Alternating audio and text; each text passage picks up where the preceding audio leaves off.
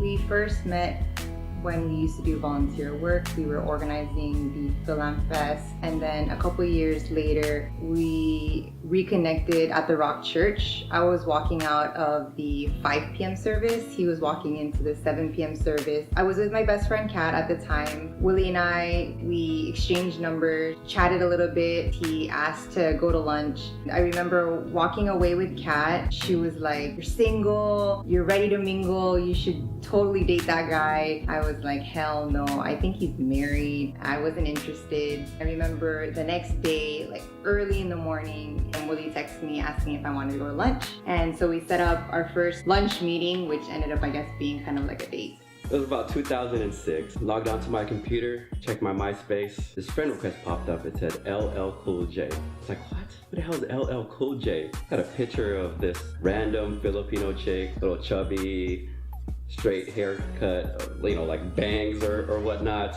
And I'm like, Liezl Manganon from Dedido, Guam. I was like, oh, okay, I guess. At the time, I was already at like 2,000 something friends. So I was like, you know what? 2001, friend request accepted. Just kidding. The real story is, one Sunday, my boy Paul and I, shout out to my boy Paul out there, he's one of my groomsmen. We decided to go to church. I mean, I'm not saying that this is the first time I've gone to church, but I decided to go to church this one time because, you know, 7 o'clock Rock, for those of you who know the Rock Church, is called the meat market service. So we decided to go to 7 o'clock, word around the streets, you know, a lot of great single, godly type women go to the 7 o'clock service looking for men just like us. We were early at this time to go to church so we get good seats. So we go there, we're walking down, 5 o'clock service is getting out, and this one girl stopped me and was like, "Hey, excuse me, sir, you seem like a God-loving individual." And I'm like, "Yes, sure, I am a God-loving individual. Are you of Filipino descent?" I was like, "Yes, I am. You look familiar." It was Liezl, and I was like, "Oh yeah, you still work for Councilmember Tony Young?" She's like, "Yeah, I'm still there. I'm still okay. You still do community work. You still work for the elected officials?" She's like, "Yeah." I'm like, "Okay, bye." She's like, "No, wait." I was like, "Oh, what?" She's like, "Oh, what do you do?" I was like, "Oh, you know, I still do work for the nonprofit organization. I still do community work as well." She's like, "Oh, you go to church here?" I was like, "Yes, this is my place of worship." And she's like, "How long you been going here?" "I've been going here for quite a while." And she was like, "Oh, do you still have the same digits?" I was like, "What number do you have of mine?" And she named some number. Oh, I was like, "You know what? My number changed. This is my new number." And that was it. I was like, "Oh, you know, it's great." She introduced me to her friends. I think one of them was Catherine. And I was like, "Oh, great. You know, nice to meet you." You know, and I was like, "Oh, we're just gonna go to church. We don't want to miss worship, so I'll connect with you later on." That was it. Next day, man, right away, I looked at my phone and I see like 17 texts. Like around 7:30, it started like, "What are you doing? Let's connect. Do you want to grab lunch? Do you want to connect?" I was like, dang. I mean, I didn't insert her name in my phone right away, so I was like, I had no idea who it was. So I'm looking and I'm like, "Who is this?" She's like, "It's Liezl." I was like, "Oh yeah, that's right." And she's like, "Do you want to grab some lunch?" I was like, "Cool, you know, we'll grab lunch." I'm like, man, I mean, we just ran into each other Sunday, and all of a sudden you want to get together the next day. I'm like, cool, you know, it's cool. Maybe just like a meeting, you want to connect on some type of, you know, community work or whatnot. So I'm like, cool, we'll have lunch. We ended up connecting that day about lunch, and then that was it. From there, magic happened. To be honest, I wasn't very fond of Willy. I thought he was kind of full of himself and pretty pretentious, and he acted like he was so cool. You know, like he can get in all the clubs and he never has to stand in line. So I didn't really care for him, but I'm glad that I was able to get to know him and get through all those layers. To me, he's super cool now. My first impression of Liezl was, all right, cool, not bad. You know, I mean, if you like Filipino girls and all, like straight from the Philippines, like just, you know, came right off the boat type of Filipino girls. It's all good. I think the first time I saw her, she has a lime green sweater with like some brown corduroy pants and I think flip-flops. It's cool. You know, come to find out she's from Guam. I mean, I guess that's how they do it over there. But it's all good. First impression, I give it like a B+. Definitely, Liezl said I love you first to me. She was like, you know what? I'm about to turn in my 30s, and I mean, it's really hard to find guys like you in this world today. I mean, you're godly, you're athletic, very family oriented and loving. I know sometimes it's usually the other way around, but I don't want to miss a good opportunity. So, you know what? I love you. So it was Liezl said I love you first. And I was like, you know what? I accept. Willy, just kidding. I think it was actually me. And it was after 1 month of dating, and I remember I was super drunk. A few things I love about Willy is that he always puts me first. No doubt he makes me a priority in everything in his life, and he is very mature, which makes him very respectful and always makes me feel secure in our relationship. And since day one, he's been very loyal as a boyfriend and as a fiance. In terms of Liezl, 3 qualities I like about her is she's really Jesus-centered, she's godly, independent, and very chill. She's not like one of those chicks that needs to get ready. You know, I think it's probably like one of those Guam things again. We just walk out the house or whatever you got on. I actually like that. I don't have to wait on her or whatnot, but nowadays I do. It's like things have changed. Probably take like 4 or 5 hours before she gets out of the bathroom. Very chill, independent, and Jesus-centered are the 3 qualities I like about her. It actually happened exactly on our 3-year anniversary, which was really funny because I never in a million years would have thought that it would have happened on our anniversary. I thought it was too obvious and that Willy would do it on a day that I would never expect it. So earlier in the day, it was a work day, and everyone at work was teasing me that it was gonna happen. And I swore to them, like on my life, that it wouldn't happen because it was just too obvious. So they were teasing me all day, like maybe Willy's gonna propose, he might propose tonight, but it just didn't cross my mind. So later that night, we had plans. It was a Thursday night, so we had plans just to go to a chocolate and cheese tasting at the headquarters by Seaport Village, and then dinner at Seasons 52. So we did that. It was a lot of fun, the chocolate and cheese tasting, and then right after we walked over to headquarters. We had a great dinner, really nice dinner with drinks and everything. And I had work the next day. I had a long work week, so I was super tired. And Willy had asked me to walk towards Seaport Village. He said that he wanted to go towards the water to kind of just walk around, walk off the food. And I was super adamant about going home because I was really tired. So I kept saying, no, no, no, no.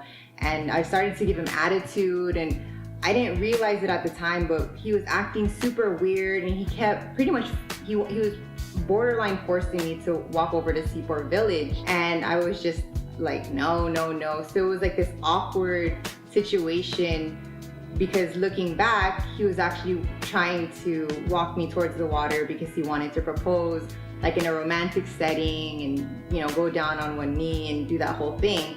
So here I am, not really in a good mood, kind of giving him attitude, and Willy's nervous, but I didn't catch it at the time. I'm already at the car, and he lets me in, and we're sitting there for a couple minutes, and I'm wondering why he's not turning on the car. And I'm like, let's go, I need to go home, I have work tomorrow.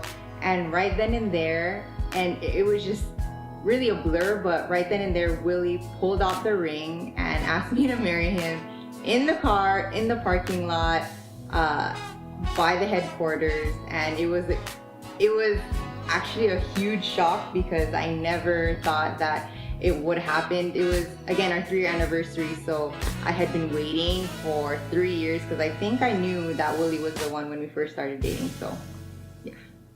Man, this was probably not one of the fun parts of the relationship. I went ahead, went to the jewelry store, wiped out my savings, overdraft on my card, but it was all good because, you know, it was that Thursday, and then I would get paid on that Friday, so I wouldn't get charged on that overdraft. I really wanted the new Kobe's that came out on Friday, but I was like, you know what? True love will need to sacrifice those Kobe's. So I went ahead and bought the ring. It was our anniversary. I really wanted to do it on a memorable day. I know it was really cliche, you know, getting down on one knee, proposing on your anniversary day, making it real memorable. I didn't do any of that. It was one of those days, you know, it was really, like I said, it was really stressful. Took her out to dinner, you know, took her out to date. We did wine and chocolate tasting. I was down another $350. And I was like, you know what, now's the time. So I was like, let's walk around. Let's walk around Seaport Village. You know, I was getting prepped, I was getting hyped up,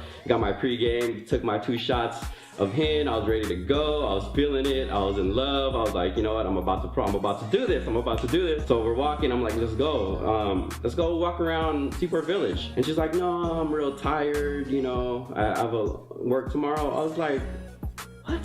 You're tired. Long story short, she's giving me a hard time. We didn't get to do it. I get in the car and I was like, you know what? Here, I got a ring, pretty much, type of deal. And she's like, what? She was like, surprise. I was gonna propose to you, like, you know, romantically, but you were giving me attitude. You wasn't trying to do it. You were trying to go home. So I was like, all right, whatever. So I showed her the ring. She was shocked, surprised, and pretty much, you know, no emotions. We drove home, we got there, we talked about it. You know, mind you, I still didn't get a yes out of all this. So I'm like, all right, I proposed, I still didn't get a yes. So what's the deal? Wait till the next day, I still didn't get a yes. You know, come to my mind, I'm like, well, I just proposed, am I engaged? Or what's the deal here? I didn't get a yes. I get a text like around lunchtime and it was like, oh, you know, I like the ring. You know, via text, I guess we were engaged.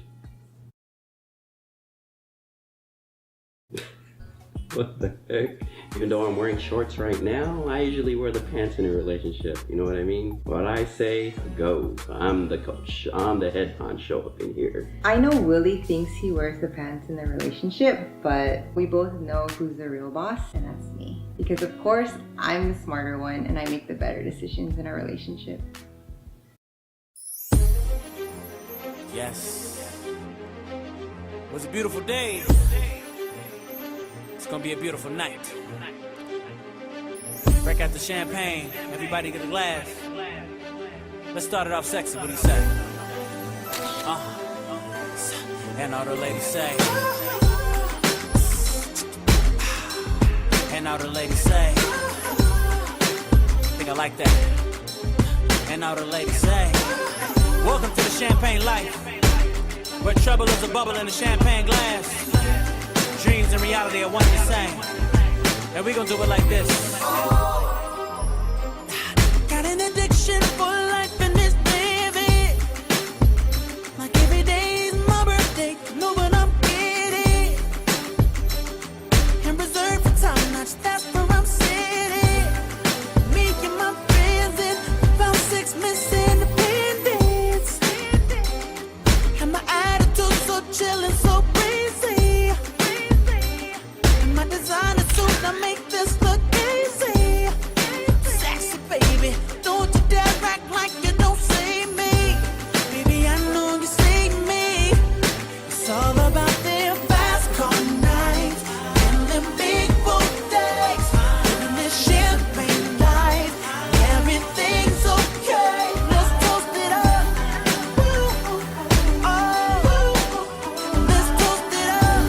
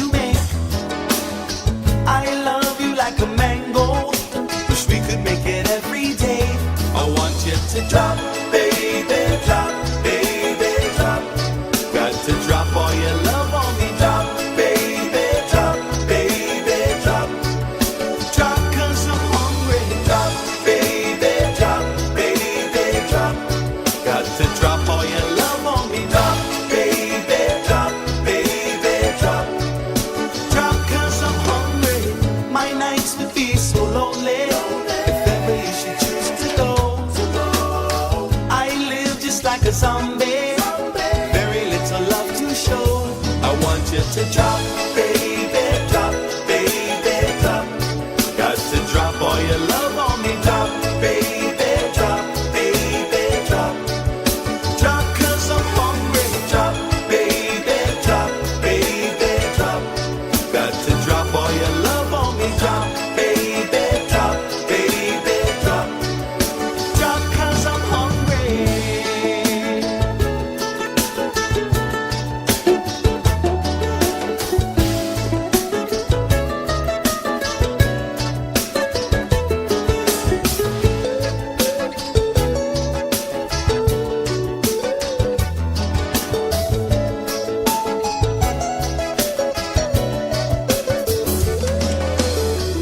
Who loves you, pretty baby? Who's gonna help you through the night? Who loves you, pretty mama? Who's always there to make you right? Who loves you? Who loves you, pretty baby? Who's gonna love you, mama? Baby, drop.